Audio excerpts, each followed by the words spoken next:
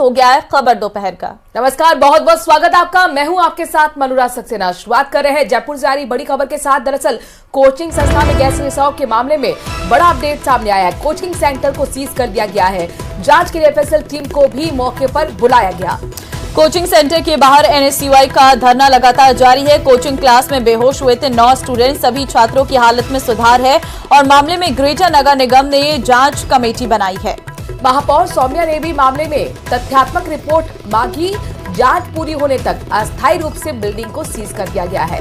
नगर निगम Mansarovar zone के उपायुक्त ने बिल्डिंग को सीज करने की कार्रवाई की। ये बड़ा एक्शन कहा जा सकता है। आपको बता दें कि कल गैस रिसाव होने की वजह से 9 जो स्टूडेंट्स थे वो बेहोशी की हालत में आ गए थे। आनंद फानंद में अस्पताल में भर्ती कराया गया था। कई छात्रों का प्रदर्शन कल भी हुआ। आज भी लगातार एनएसयूआई के छात्रों का, कार्यकर्ताओं का प्रदर्शन आपको तस्वीरों पे दिखा रहे हैं। फर्स्ट ऑन न्यूज 18 यानी कि सबसे पहले तस्वीरें आपको हम दिखा रहे हैं। बिल्कुल, आप देख सकते हैं कोचिंग सेंटर को इस वक्त सीज कर दिया गया है। बाकायदा नोटिस चस्पा किया गया है जिसकी हम तस्वीर भी आपको दिखा रहे हैं। ये वो गेट है जिस पर सीलबंद ताला आपको नजर आ रहा होगा। फिलहाल कोचिंग नहीं चलेगी, लेकिन दूसरी तरफ अगर हम देखें तो छात्र नेताओं का इसको लेकर विरोध यहां पर साफ तौर पर देखने को मिल रहा है कि इस पूरे मामले पर जल्द से जल्द कार्रवाई होनी चाहिए। लेकिन कोचिंग के जो छात्र हैं वो भी अब कहीं ना कहीं विरोध करते हुए नजर आ रहे हैं। उनका साफ तौर पर कहना है कि हमारा जनवरी में रीट का पेपर है और ऐसे में हमने तैयारियों के लिए ही कोचिंग को ज्वाइन किया था, लेकिन ऐसे में हमारे भविष्य को खतरे में डालकर यहाँ पर ये कोचिंग को बंद किया जा रहा है। या तो कोई अस्थायी समाधान हमारे लिए किया जाए, कहीं और पर क्लासेस शुरू की जाए, क्योंकि बड़ी दिक्कत हमें हो रही है। हमने कोचिंग के लिए पैसे दिए हैं और एग्जाम हमारा नजदीक है, हमारी पढ़ाई कैसे हो पाएगी। ये तमाम सवाल यहाँ पर कोचिंग के छात्र उठाते भी नजर आ रहे हैं। तथ्यात्मक रिपोर्ट पेश करने के आदेश सौम्या गुर्जर की तरफ से दे दिए गए हैं, लेकिन अस्थायी रूप से सीज कर दिया गया है इस बिल्डिंग को, जिस बिल्डिंग में कोचिंग सेंटर चल रहा था। 201 ये वही क्लासरूम है जहां पर गैस रिसाव हुआ था। तो बिल्कुल आपको बड़ी खबर ये दे रहे हैं। मामले को लेकर डिप्टी सीएम बैरवा का बयान भी इस वक्त सामने आया है। कहा है कि बच्चों के स्वास्थ्य से खिलवाड़ बर्दाश्त नहीं है, जांच जारी है, दोषियों पर कार्रवाई होगी। मामला मेरी जानकारी में आया है और अब एक्शन होगा, ये भरोसा दिला रहे हैं डिप्टी सीएम बैरवा। तो कुल मिलाकर सरकार देखिए एक्शन मोड में नजर आ रही है। कोचिंग सेंटर में गैस लीकेज मामले में बड़ा अपडेट आपको दे दें, यहां पर डिप्टी सीएम बैरवा का बयान सामने आया है। मेरी नॉलेज में कल आया, निश्चित रूप से हमारे बच्चे जो है अब स्वस्थ है, वो उनको हॉस्पिटलाइजेशन कराया गया, वहाँ ठीक है। लेकिन जो ये घटनाक्रम हुआ वो हम चाहते हैं कि हमारे बच्चों को कहीं भी स्वास्थ्य से हम कोई भी चीज़ को बर्दाश्त नहीं करेंगे। उनका स्वास्थ्य अच्छा रखने के लिए हम सारी चीज़ें व्यवस्थित तरीके से, चाहे कोचिंग हो, चाहे कॉलेज हो, चाहे कि स्कूल हो, उनमें हमारे बच्चों को अच्छा एनवायरनमेंट मिले। लेकिन जो घटना हुई है उस घटना की हम समीक्षा और जांच कर रहे हैं। एक कमेटी बना के निश्चित रूप से उसकी जांच करेंगे। जो भी कमी खामी रही है, जो भी गलती हुई है, उसके बारे में जो भी निर्दोष उसमें पाए जाएंगे या गलती होगी उसके खिलाफ हम कार्रवाई करेंगे। जुन्नू के राजकीय जिला बीडी के अस्पताल में एक डिलीवरी केस के मरीज को ऑपरेशन के बीच अस्पताल से जबरदस्ती निकालने का मामला सामने आया है। मामला सामने आने के बाद कलेक्टर ने जांच के आदेश दिए, तो वहीं पीएमओ डॉक्टर राजवीर ने आरोप को नकारा है और मिली जानकारी के अनुसार पीड़ित के छोटे भाई गोविंद की पत्नी अनीता गर्भवती हैं और उसी को लेकर 13 दिसंबर की रात 8:30 बजे वो बीटी के अस्पताल पहुंचे थे। रात 1 बजे डॉक्टर आकांक्षा सैनी ने अनीता की डिलीवरी कराई और एक बच्चे की डिलीवरी नॉर्मल हो गई थी। दूसरे बच्चे की डिलीवरी के वक्त डॉक्टर ने नवजात की नाल काटने के बाद ऑपरेशन को बीच में ही छोड़ दिया। आरोप है कि बीडी के अस्पताल में बरती गई लापरवाही से दूसरे बच्चे की जान चली गई।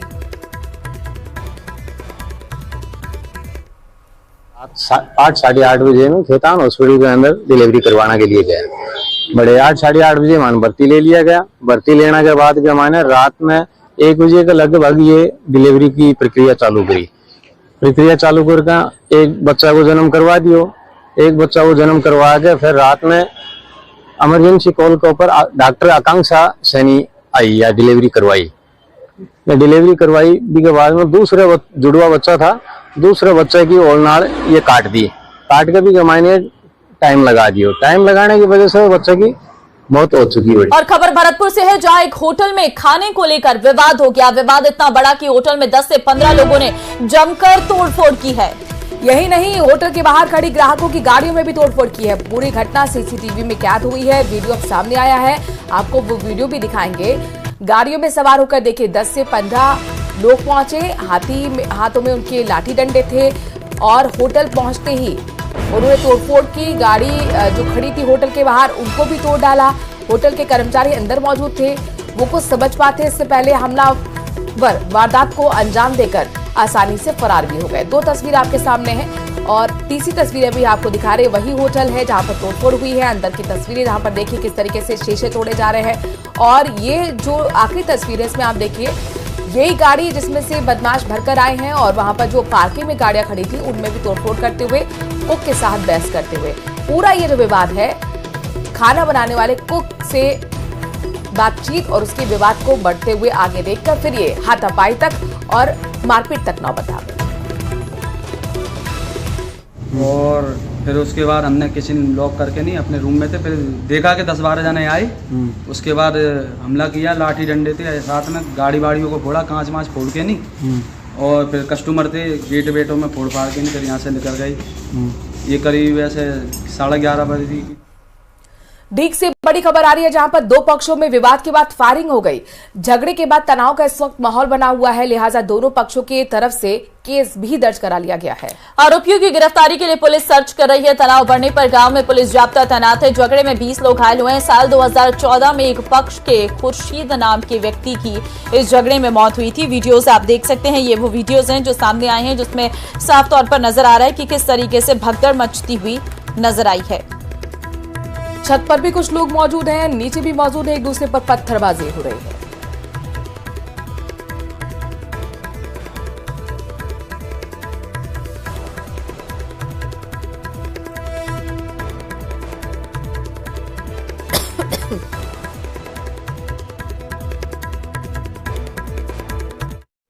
लगभग 21 पेशेंट हैं, जिनमें से लगभग 15-16 को गनशॉट इंजरी है और बाकी को कुछ पत्थर की चोटें और इस तरह की चोटें हैं।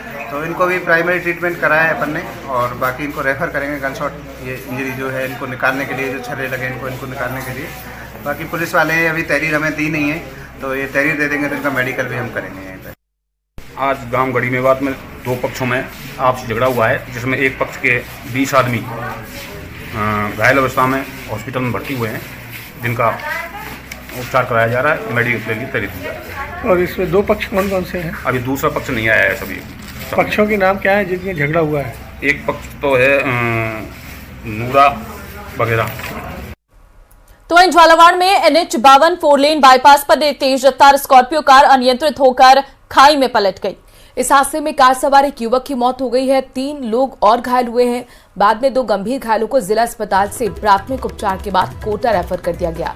एक घायल का अस्पताल में इलाज जारी है। पुलिस के मुताबिक मृतक युवक अकलेरा नगर पालिका अध्यक्ष का बेटा था, जो कि अपने साथियों के साथ जयपुर से रात में अकलेरा की ओर लौट रहे थे। इस दौरान कल मंडी खोट गांव के पास दर्दनाक हादसे का शिकार हो गए। करीबन 4:30 बजे सूचना मिली कि कलमंडी पुलिया के पास एक्सीडेंट हो गया है। मौके पे मैं तुरंत पहुंचा। हाईवे की एम्बुलेंस से मजरूबों को अस्पताल लाए। ब्लैक कलर की स्कॉर्पियो गाड़ी से अकलेरा निवासी 4 मित्र, जिनमें कमलेश मेघवाल, राजेंद्र शर्मा, मनोज शर्मा और पीयूष नामा, ये जयपुर से अकलेरा आ रहे थे।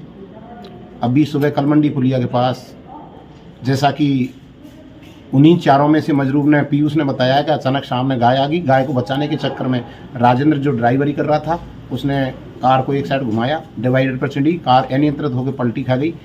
मौके पर कमलेश मेघवाल की मृत्यु हो गई, जिसकी PM कार्रवाई चल रही है।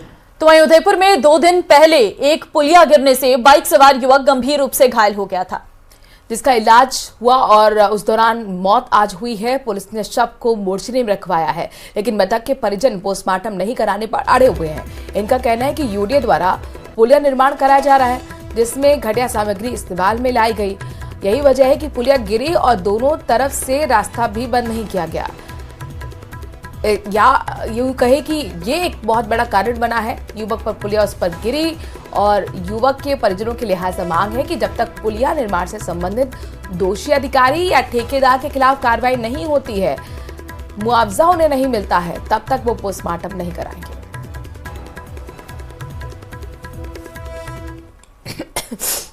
निर्माण गिर गया था और उस निर्माण गिरने से श्यामलाल मेघवाल और 2 अन्य घायल हुए थे।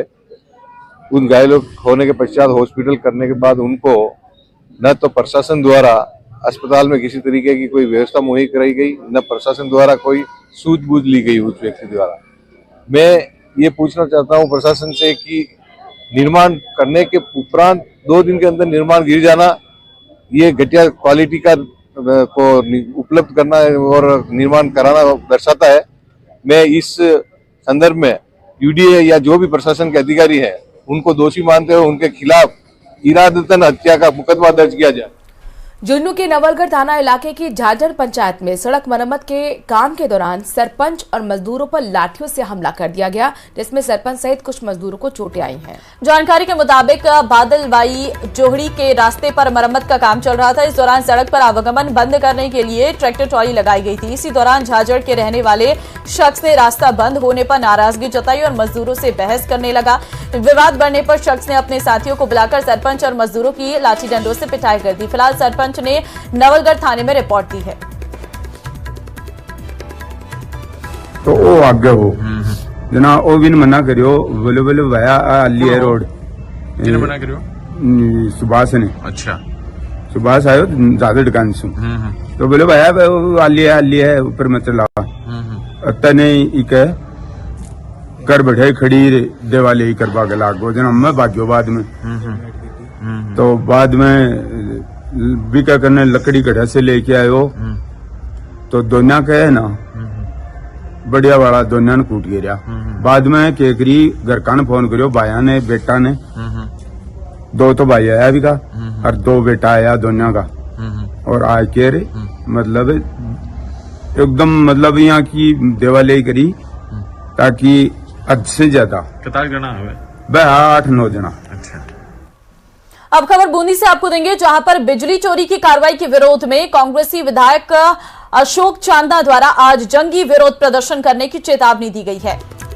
विधायक के प्रदर्शन को असफल करने के लिए जहां प्रशासन द्वारा सभा करने की अनुमति नहीं दी गई है, तो वहीं पुलिस ने कोटा रोड पर भारी पुलिस बल तैनात कर दिया है। इसके मद्देनजर प्रशासन ने यातायात व्यवस्था को डायवर्ट किया है। फिलहाल पुलिस प्रशासन अलर्ट मोड पर है। यार हमारी पूर्ण है प्रदर्शन शांतिपूर्वक हो, हमारी ऐसी व्यवस्था है, किसी तरह की कोई व्यवस्था न हो। अब की व्यवस्था है कि ट्रैफिक के भारी वाहन बसें वगैरह जो उधर से कोटा की तरफ से आएगी उनको रेलवे पुलिया से डाइवर्ट किया हमने। सुरवलपुरिया और मेवाड़ के श्रीलंका गेट के रास्ते शहर में प्रवेश करेगी बसें। और जाने वाली है इधर बहादुर सिंह सर्किल से और पुलिस लाइन किराए की तरफ से होते हुए उधर प्रवेश आएगी। और श्रीगंगानगर से खबर है, जहां पर रिश्वत मांगने का आरोपी पटवारी गिरफ्तार हुआ है। एसीबी ने गिरफ्तार कर उसे जेल भेज दिया है।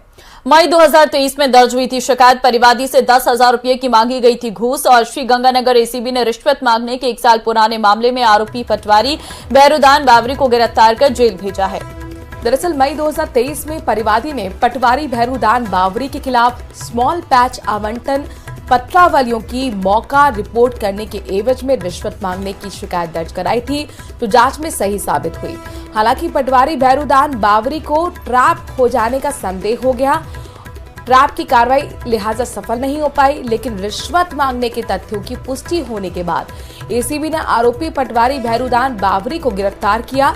न्यायिक हिरासत में उसे भिजवा दिया गया। जयपुर में सीएम भजनलाल शर्मा आज सुबह सुबह मॉर्निंग वॉक पर निकले और सेंट्रल पार्क पहुंचे। उनके साथ मंत्री कन्हैयालाल चौधरी भी मौजूद रहे और इस दौरान सीएम भजनलाल शर्मा ने कहा है कि सुबह सुबह टहलना स्वास्थ्य के लिए आवश्यक है, इसलिए हर व्यक्ति को योग प्राणायाम करना चाहिए।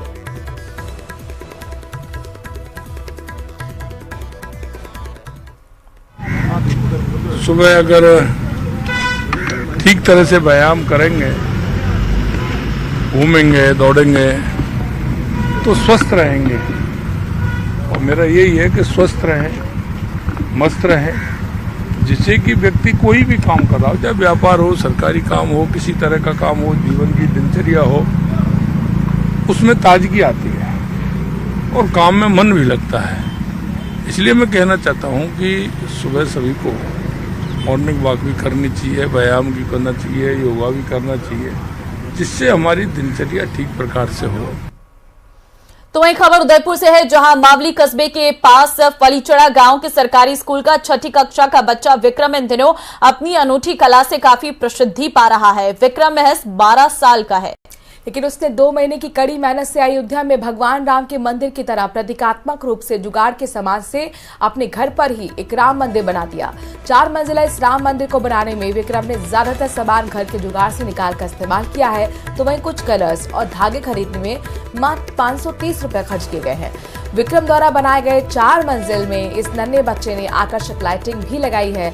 वहीं इसकी कल्पना है कि 4 मंजिल में से सबसे नीचे की मंजिल पर भगवान हनुमान का मंदिर हो। पहली मंजिल लक्ष्मण जी के मंदिर के लिए रखी गई है, दूसरी मंजिल पर सीता माता का मंदिर और सबसे ऊपर सिया राम का मंदिर स्थापित है।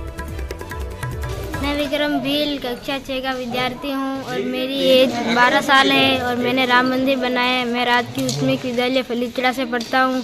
मैंने इसमें घरेलू सामान से राम मंदिर को बनाया है। इसमें मेरे 530 रुपये का खर्चा आया है और मैंने इसमें गिटर, कलर वगैरह, लाइटें वगैरह मैंने लगाई है और मैंने राम मंदिर यूट्यूब से देखा बनाया है।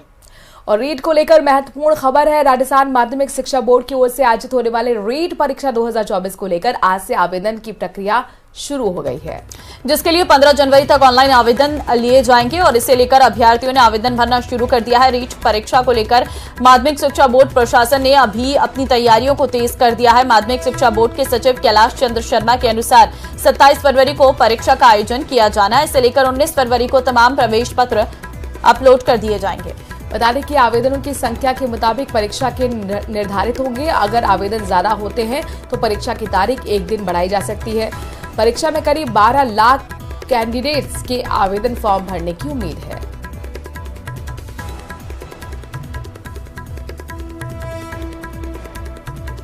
दौसा के महवा के जिला अस्पताल में विधायक राजेंद्र मीणा ने शिशु वार्ड का फीता काटकर शुभारंभ किया। उनके साथ अस्पताल पीएमओ डॉक्टर राम सिंह मीणा सहित दूसरे डॉक्टर्स भी मौजूद रहे। राज्य सरकार के स्तर से शिशु वार्ड में महंगी मशीन लगाई गई हैं, जिनसे बेहद सुविधाएं मिल सकेंगी। इस दौरान विधायक राजेंद्र मीणा ने कहा है कि शहर के जिला अस्पताल में अब शिशुओं को अतिरिक्त स्वास्थ्य सेवाएं दी जाएंगी। इससे पहले माता पिता को शिशुओं के गंभीर इलाज के लिए जयपुर जाना पड़ता था, वो अब महवा के जिला अस्पताल में संभव होगा। साथ ही कहा कि जब अब जिला अस्पताल के भवन का निर्माण भी जल्द शुरू होगा, जिससे चिकित्सा व्यवस्थाएं और मजबूत होंगी। सुविधाएं मिल पाएंगी अब अस्पताल। बिल्कुल, आज शिशु वार्ड का विधिवत रूप से सभी स्टाफ की मौजूदगी में, सभी पार्टी कार्यकर्ताओं मौजूदगी में विधिवत उद्घाटन किया है। निश्चित रूप से पहले हमारे क्षेत्र के सभी बच्चे जो ऐसी स्थिति में रहते थे, उनको या तो दौसा भेजा जाता था या जयपुर भेजा जाता था, लेकिन हम सबके प्रयास, हमारी सरकार के प्रयास से आज महुआ जिला अस्पताल में ये वार्ड का हमने विधिवत रूप से उद्घाटन किया है। अब महुआ क्षेत्र की जनता को दौसा और जयपुर जाने की आवश्यकता नहीं पड़ेगी। आप देख सकते हैं सारी सुविधाएं, बड़ी महंगी मशीनें राज्य सरकार द्वारा स्थापित की गई है और कई बार अपन बच्चे जब डिलीवरी होती है तो बड़े सीरियस होते हैं। झुंझुनू के सूरजगढ़ थाना इलाके में आने वाले चिड़ावा कस्बे की सूरजगढ़ बाईपास रोड पर बीती रात को अपने घर में सो रही महिला के गहने लेकर चोर फरार हो गए।